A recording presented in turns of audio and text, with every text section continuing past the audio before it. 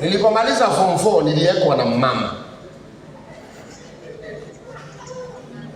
Nikaekwa na mwanamke mzee. Si mzee sana lakini mimi niko na miaka kama 18, yeye alikuwa na miaka kama 35, sio mzee. Na yeye pia alikuwa amewekwa na mzee wa wenyewe tajiri sana. So tulikuwa kacheni.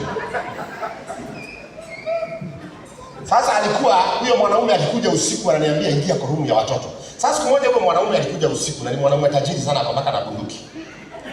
Mimi sinaishi kwa huyo mama, akaja usiku. Akasema kila mtu amka nini.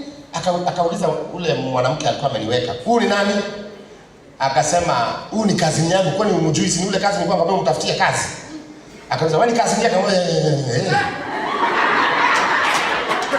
Ajua mimi nakuwaga mjanja. Sasa nika haraka nika switch on. Hapo ameniambia but mimi ni kazi yake. Ulikuwa unataka kazi? Niambia akaniambia kuja kwa ofisi yangu kesho saa 4. Akasema sawa, akaingia huko. Akalala na mama wangu. Nikasikia analala. Na kabla alala na yeye, walikuwa wamekosania simu. Alikuwa anamwambia amrudie simu ya 400,000.